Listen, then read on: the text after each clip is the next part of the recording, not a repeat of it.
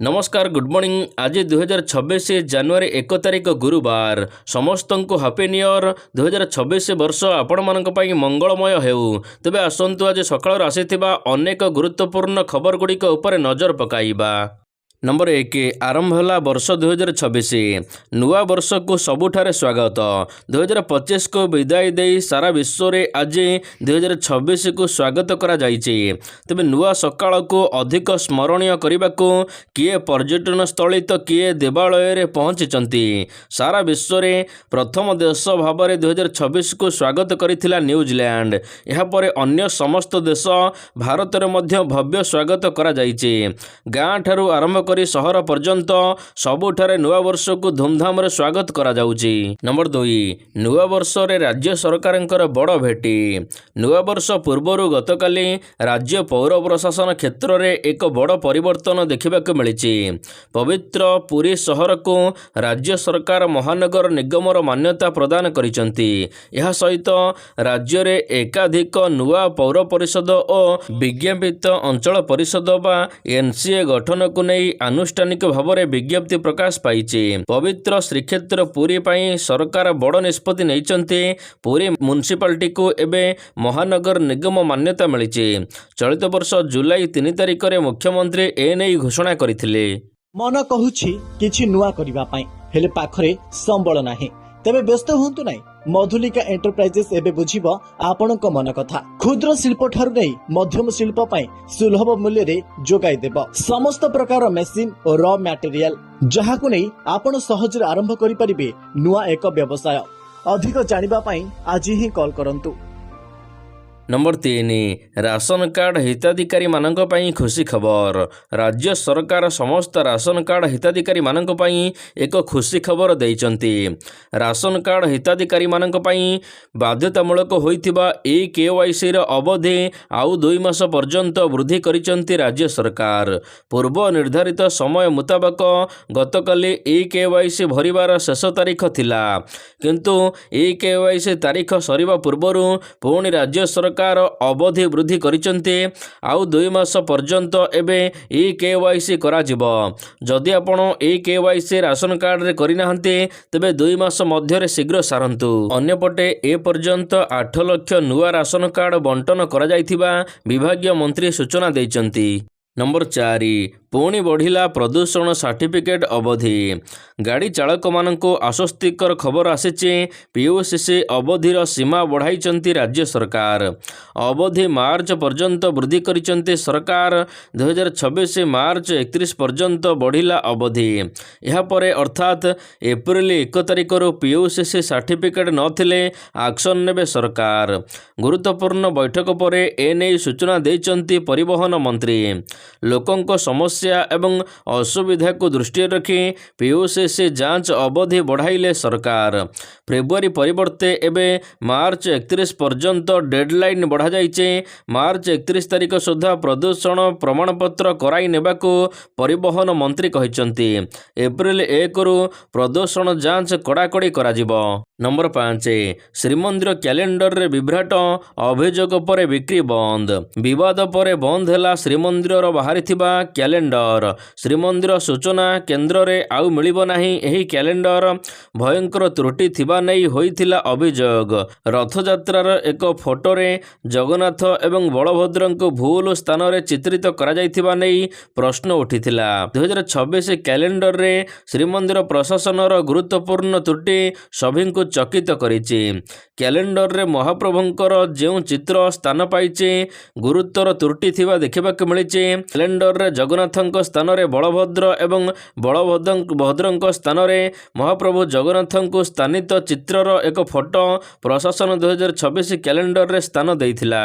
Number 6, ଆସନ୍ତା 4 ଦିନ ରାଜ୍ୟରେ ପ୍ରବଳ କୁହୁଡ଼ି। ଗତ କିଛି ଦିନ ହେବ ରାଜ୍ୟରେ ଘନ କୁହୁଡ଼ି ଦେଖିବାକୁ ମିଳୁଥିବା ବେଳେ ଏହି ପରିସ୍ଥିତି ଆହୁରି 4 ଦିନ ପର୍ଯ୍ୟନ୍ତ ଲାଗି ରହିବ। ଏନେଇ ଭୁବନେଶ୍ୱର ଆଞ୍ଚଳିକ ପାଣିପାଗ କେନ୍ଦ୍ର ପକ୍ଷରୁ କୁହାଯାଇଛି। ତେବେ ଆସନ୍ତା 4 ଦିନ ପର୍ଯ୍ୟନ୍ତ ଅତି ଘନ କୁହୁଡ଼ି ସମ୍ଭାବନା ରହିଛି। ତେବେ କୁହୁଡ଼ି ପାଇଁ 9 ଜିଲ୍ଲାକୁ ଅରେଞ୍ଜ ୱାର୍ଣ୍ଣିଂ ଜାରି କରାଯାଇଛି। କଟକ, ଖୋର୍ଦ୍ଧା, ନୟାଗଡ଼, ପୁରୀ, ଜଗତସିଂହପୁରକୁ ୱାର୍ଣ୍ଣିଂ ଜାରି କରାଯାଇଥିବା ବେଳେ କେନ୍ଦ୍ରାପଡ଼ା, ଭଦ୍ରକ ବାଲେଶ୍ୱର କନ୍ଧମାଳକୁ ମଧ୍ୟ ୱାର୍ଣ୍ଣିଂ ଜାରି କରାଯାଇଛି। ତେବେ କୁହୁଡ଼ି ସମୟରେ ଅଧିକ ଦୂର ଦେଖାଯାଉନଥିବାରୁ ଗାଡ଼ି ଚଲାଇବା ସମୟରେ ସତର୍କତା ପରାମର୍ଶ କରିବାକୁ ସୂଚନା ଦିଆଯାଇଛି। ନମ୍ବର 7 ଫେବୃଆରୀ 1ରେ NMS ପରୀକ୍ଷା। ଶିକ୍ଷକ ଶିକ୍ଷା ନିର୍ଦ୍ଦେଶାଳୟ ଓ ରାଜ୍ୟ ଶିକ୍ଷା ଗବେଷଣା ପ୍ରତିଷ୍ଠାନ ପରିଚାଳିତ ଜାତୀୟ ଆୟଭିତ୍ତିକ ମେଧାବୃତ୍ତି ପରୀକ୍ଷା ଆସନ୍ତା ଫେବୃଆରୀ 1 ତାରିଖରେ ହେବ। ଏନେଇ SCERT ପକ୍ଷରୁ ସମସ୍ତ ଜିଲ୍ଲା ଶିକ୍ଷା ଅଧିକାରୀଙ୍କୁ ଚିଠି ଲେଖାଯାଇଛି। NMS 2025-26 ପାଇଁ ଡିସେମ୍ବର 7କୁ ଚୂଡ଼ାନ୍ତ କରାଯାଇଥିଲା, କିନ୍ତୁ ଛାତ୍ରଛାତ୍ରୀମାନେ ଆଡମିଟ୍ କାର୍ଡ଼ ଡାଉନଲୋଡ୍ କରିପାରିନଥିଲେ। ଖବର ପ୍ରସାରଣ ପରେ କୋର୍ଟରେ ମାମଲା ପହଞ୍ଚିଲା। ଏହାପରେ ପରୀକ୍ଷା ସ୍ଥଗିତ ହେଲା ଏବଂ ନୂଆ ତାରିଖ ପୁଣି ଘୋଷଣା ହେଲା। ନମ୍ବର 8 ନୂଆ ବର୍ଷରୁ ନୂଆ ନିୟମ। ବର୍ଷ ବଦଳିବା ସହିତ ବଦଳିଛି 10ଟି ନିୟମ। କେବଳ ବର୍ଷ ବଦଳିନି, ଆପଣଙ୍କ ପାଖରେ ଥିବା ଅନେକ ଗୁରୁତ୍ୱପୂର୍ଣ୍ଣ ଜିନିଷ ପରିବର୍ତ୍ତନ ହୋଇଛି। ଯେପରିକି ଆଧାର ପ୍ୟାନ୍ ଲିଙ୍କ ଯଦି ଆପଣ କରିନାହାନ୍ତି, ତେବେ ଡିସେମ୍ବର 31 ତାରିଖ ଶେଷ ଦିନ ସରିଯାଇଛି। ଏଣିକି ଆପଣ ଆଧାର ସହିତ ପ୍ୟାନ୍ କାର୍ଡ଼ ଲିଙ୍କ କଲେ ଆପଣ ଆଜିଠାରୁ ଫାଇନ୍ ଭରିବେ। ଏହା ସହିତ ଗ୍ୟାସ୍ ସିଲିଣ୍ଡର ଦାମ ପରିବର୍ତ୍ତନ ହୋଇଛି। ଜାନୁଆରୀ 1ରୁ LPG ବା ରନ୍ଧନ ଗ୍ୟାସର ମୂଲ୍ୟ କମିବ ବୋଲି ଆଶା କରାଯାଉଛି। ଅନ୍ୟପଟେ ବିମାନ ଇନ୍ଧନ ଦାମ ବଢ଼ିଥିବାରୁ ଆଜିଠାରୁ ବିମାନ ଟିକେଟର ଦାମ ମଧ୍ୟ ବଢ଼ିବ। ଏହା ସହିତ ଟ୍ୟାକ୍ସ ନିୟମ ବଦଳିଛି। ଆଜିଠାରୁ ଇନକମ୍ ଟ୍ୟାକ୍ସ ଆପଣ ଦାଖଲ କଲେ ଏଣିକି ଅଧିକ ଏକ ଫର୍ମ ଭରିବାକୁ ପଡ଼ିବ, ଯେଉଁଥିରେ ବ୍ୟାଙ୍କିଂ କାରବାର, ବାର୍ଷିକ ଖର୍ଚ୍ଚ ସମ୍ବନ୍ଧୀୟ ତଥ୍ୟ ପୂର୍ବରୁ ଭରିବେ। ଏହାଦ୍ୱାରା ଟ୍ୟାକ୍ସ ଦାଖଲ କରିବା ସମୟରେ ଆପଣଙ୍କୁ ଅଧିକ ପରିଶ୍ରମ କରିବାକୁ ପଡ଼ିବନି। ଅନ୍ୟପଟେ ଚାଷୀଙ୍କୁ ମିଳିବ ଅଧିକ ସହାୟତା। ଯଦି ଆପଣ ଚାଷୀ ଅଟନ୍ତି, ସ୍ୱତନ୍ତ୍ର ଫାର୍ମର ID ପ୍ରସ୍ତୁତ କରିନାହାନ୍ତି, PM କିଷାନ ଯୋଜନାରେ ପରବର୍ତ୍ତୀ କିସ୍ତି ଆପଣ ପାଇପାରିବେ ନାହିଁ। ଏଥିପାଇଁ ID ବାଧ୍ୟତାମୂଳକ। ଅନ୍ୟପଟେ ଯଦି ଜଙ୍ଗଲ ଜନ୍ତୁ ଚାଷ ଜମିରେ ପଶି ଫସଲ ନଷ୍ଟ କରନ୍ତି, ତେବେ ଅଧିକ ଚାଷୀମାନଙ୍କୁ ବୀମା ପ୍ରଦାନ କରାଯିବ। ଅନ୍ୟପଟେ ଆଜିଠାରୁ ସୋସିଆଲ ମିଡ଼ିଆ ଉପରେ କଟକଣା। ସୋସିଆଲ ମିଡ଼ିଆରେ 16 ବର୍ଷରୁ କମ୍ ବୟସର ପିଲାଙ୍କ ପାଇଁ ସୋସିଆଲ ମିଡ଼ିଆ ବ୍ୟବହାର ଉପରେ କଡ଼ା ନିୟମ ଲାଗୁ ହେବ। ନମ୍ବର 9 ବିପଦରେ ଟ୍ୱିନ୍ ସିଟି। ଓଡ଼ିଶାର ବାୟୁ ପ୍ରଦୂଷଣ ସ୍ତର ଏବେ ଚିନ୍ତାଜନକ ସ୍ଥିତିରେ ପହଞ୍ଚିଛି। କେନ୍ଦ୍ରୀୟ ପ୍ରଦୂଷଣ ନିୟନ୍ତ୍ରଣ ବୋର୍ଡ ପକ୍ଷରୁ ଜାରି କରାଯାଇଥିବା ସଦ୍ୟତମ ସୂଚନାରେ ଏନେଇ ପ୍ରକାଶ ପାଇଛି କି ରାଜଧାନୀ ଭୁବନେଶ୍ୱର ଓ କଟକ ସମେତ ରାଜ୍ୟର 4ଟି ପ୍ରମୁଖ ସହରର ବାୟୁ ଗୁଣବତ୍ତା ଅତ୍ୟନ୍ତ ଖରାପ ହୋଇଛି, ଯାହା ବାଲେଶ୍ୱର, ଭୁବନେଶ୍ୱର, ବ୍ୟାସନଗର, ଅନ୍ୟପଟେ କଟକରେ ବାୟୁ ପ୍ରଦୂଷଣର ମାତ୍ରା ଅଧିକ ଚିନ୍ତା ବଢ଼ାଇଛି ବୋଲି କୁହାଯାଇଛି। ଦେଶର 16ଟି ସହରର ବାୟୁ ଗୁଣବତ୍ତା ଅତି ଖରାପ। ଏଥିରେ ଓଡ଼ିଶାର 4 ସହର ସାମିଲ ଅଛି। ନମ୍ବର 10 ଓଡ଼ିଆରେ ହେବ କୋର୍ଟ କାର୍ଯ୍ୟ। ଧର୍ମେନ୍ଦ୍ର ପ୍ରଧାନଙ୍କ ଆହ୍ୱାନ। ବର୍ଷ ବର୍ଷ ଧରି ଇଂରାଜୀ ଭାଷାରେ ଚାଲି ଆସୁଛି କୋର୍ଟ କାର୍ଯ୍ୟ। ଆଇନଜୀବୀ ଇଂରାଜୀ ଭାଷାରେ ପକ୍ଷ ରଖନ୍ତି, ବିଚାରପତି ଇଂରାଜୀରେ ରାୟ ଶୁଣାନ୍ତି। ଏହି ଅନୁସାରେ ଇଂରାଜୀରେ କୋର୍ଟ ଅର୍ଡର ବାହାରୁଛି, ଯାହାକି ସାଧାରଣ ଲୋକଙ୍କ ପକ୍ଷେ ବୁଝିବା କଷ୍ଟକର ହେଉଛି। ଏହାକୁ ଦୃଷ୍ଟିରେ ରଖି ଓଡ଼ିଆରେ କୋର୍ଟ କାର୍ଯ୍ୟ କରିବାକୁ ଦାବି ଉଠିଛି। ଅନେକ ସମୟରେ ବିଭିନ୍ନ ମାମଲାରେ ଛନ୍ଦି ହୋଇ କୋର୍ଟକୁ ଦୌଡ଼ୁଛନ୍ତି ଲକ୍ଷ ଲକ୍ଷ ଲୋକ। ତେବେ ବିଚାରପତି ଏଣିକି କୋର୍ଟର କାର୍ଯ୍ୟ ଓଡ଼ିଆ ଭାଷାରେ କରିବାକୁ ଆହ୍ୱାନ ଦେଇଛନ୍ତି ଧର୍ମେନ୍ଦ୍ର ପ୍ରଧାନ। ନମ୍ବର 11 ସୋଫିଆଙ୍କ ହୋର୍ଡିଂରେ ନାହିଁ ହାତ ଚିହ୍ନ। ନୂଆବର୍ଷ ପୂର୍ବରୁ ରାଜନୀତିରେ ନୂଆ ମୋଡ଼। ବିଧାୟିକା ସୋଫିଆ ଫର୍ଦୋସଙ୍କ ହୋର୍ଡିଂରୁ ଆଉଟ୍ ହେଲା ହାତ ଚିହ୍ନ। ସୋଫିଆଙ୍କ ହୋର୍ଡିଂ ଓ ପୋଷ୍ଟରରେ ଦଳୀୟ ଚିହ୍ନ ନାହିଁ କି କଂଗ୍ରେସ ନେତୃତ୍ୱଙ୍କର ଫଟୋ ବି ନାହିଁ। ପୋଷ୍ଟରରେ ରହିଛି ପୂର୍ବତନ ବିଧାୟକ ମହମ୍ମଦ ମୋକିମ ଏବଂ ବର୍ତ୍ତମାନର ବିଧାୟିକା ସୋଫିଆ ଫର୍ଦୋସଙ୍କ ଫଟୋ। କଟକର ବିଭିନ୍ନ ସ୍ଥାନରେ ବାରବାଟୀ ବିଧାୟିକା ସୋଫିଆ ଫର୍ଦୋସଙ୍କ ନୂଆବର୍ଷ ଅଭିନନ୍ଦନ ପୋଷ୍ଟରରେ ଏଭଳି ଦେଖିବାକୁ ମିଳିଛି। ନମ୍ବର 12 ଦାୟିତ୍ୱ ନେଲେ ନୂଆ ଶାସନ ସଚିବ।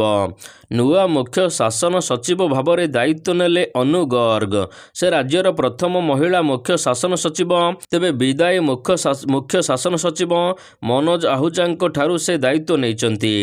ଗତକାଲି ମନୋଜ ଆହୁଜାଙ୍କ କାର୍ଯ୍ୟକାଳ ଶେଷ ହୋଇଥିବା ବେଳେ ତାଙ୍କୁ ବିଦାୟୀ ସମ୍ବର୍ଦ୍ଧନା ଦିଆଯାଇଛି। ଏହାପରେ ଦାୟିତ୍ୱ ନେଇଛନ୍ତି ଅନୁ ଗର୍ଗ। ନମ୍ବର 13 ପ୍ରଥମ ପତ୍ନୀଙ୍କୁ ହତ୍ୟା କରିଥିଲା ଦୀପକ।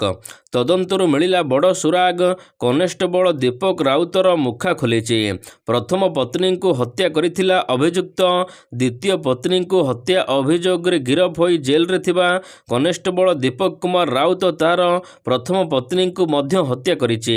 ଏ ସମ୍ପର୍କିତ ତଥ୍ୟ ପ୍ରମାଣ ମିଳିବା ପରେ ଦୀପକ ବିରୋଧରେ କୋର୍ଟରେ ବିଏନ୍ଏସ୍ ଦଫା 101ରେ ରିମାଣ୍ଡ ନେଇଛି ପୋଲିସ। କିନ୍ତୁ ଖୁଣ୍ଟୁଣି ଥାନା ପୋଲିସ କେଉଁ ଆଧାରରେ ପୂର୍ବର ଘଟଣାକୁ ଦୁର୍ଘଟଣାଜନିତ ମୃତ୍ୟୁ ଦର୍ଶାଇ ମାମଲାକୁ ବନ୍ଦ କରିଥିଲା, ଏହାକୁ ନେଇ ପ୍ରଶ୍ନ ଉଠିଛି। ଆଗକୁ ତଦନ୍ତ ହେଲେ ଖୁଣ୍ଟୁଣି ଥାନା ପୋଲିସ ଅକଳରେ ପଡ଼ିବ। ନମ୍ବର 14, ଅଭିଜିତ ମଜୁମଦାର ବିପଦମୁକ୍ତ। ଓଲିଉଡର ଲୋକପ୍ରିୟ ସଙ୍ଗୀତକାର ଅଭିଜିତ ମଜୁମଦାରଙ୍କୁ ନେଇ ଆସିଲା ବଡ଼ ଖବର। ଏବେ ସେ ବିପଦମୁକ୍ତ ଅଛନ୍ତି। ଆଗାମୀ 2 ଦିନ ଭିତରେ ତାଙ୍କୁ ହସ୍ପିଟାଲରୁ ଡିସଚାର୍ଜ କରାଯିବ। ଏନେଇ ଏମ୍ସ ପକ୍ଷରୁ ସୂଚନା ଦିଆଯାଇଛି।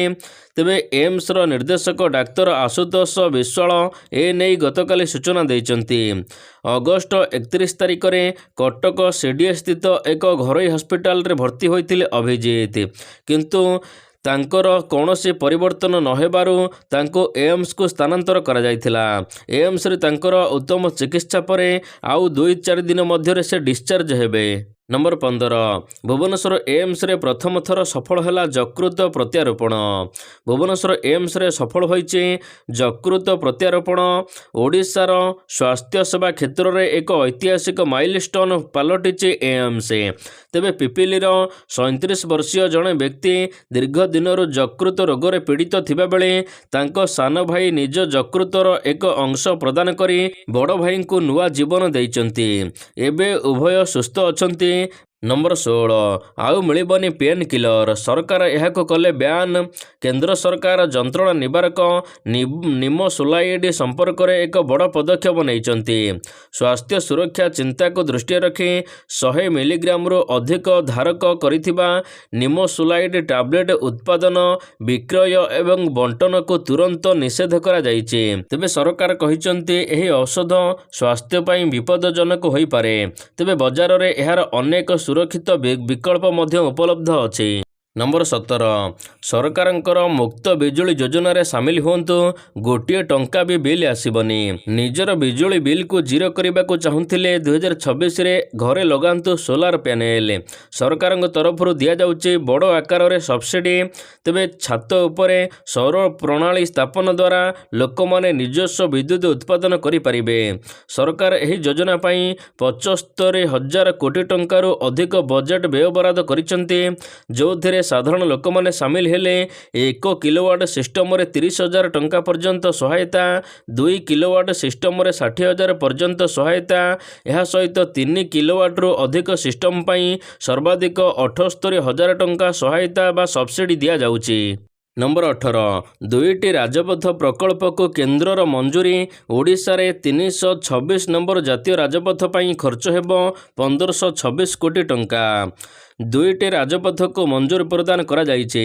ଗତକାଲି ବସିଥିବା କେନ୍ଦ୍ର କ୍ୟାବିନେଟ୍ରେ 6 ଲେନ୍ ବିଶିଷ୍ଟ ନାସିକ ସୋଲାପୁର କରିଡର ଏବଂ ଓଡ଼ିଶାର 326 ନମ୍ବର ଜାତୀୟ ରାଜପଥ ପାଇଁ ଅର୍ଥ ହୋଇଛି ବରାଦ। ତେବେ 374 କିଲୋମିଟର ଏହି ରାଜପଥ ପାଇଁ 19,142 କୋଟି ଟଙ୍କା ଖର୍ଚ୍ଚ କରାଯିବ। ଓଡ଼ିଶାରେ ମଧ୍ୟ 326 ନମ୍ବର ଜାତୀୟ ରାଜପଥ ମଞ୍ଜୁରୀ ପ୍ରଦାନ କରାଯାଇଛି। ଏହି ପ୍ରକଳ୍ପ ପାଇଁ 1,526 କୋଟି ଟଙ୍କା ବ୍ୟୟବରାଦ ହୋଇଛି।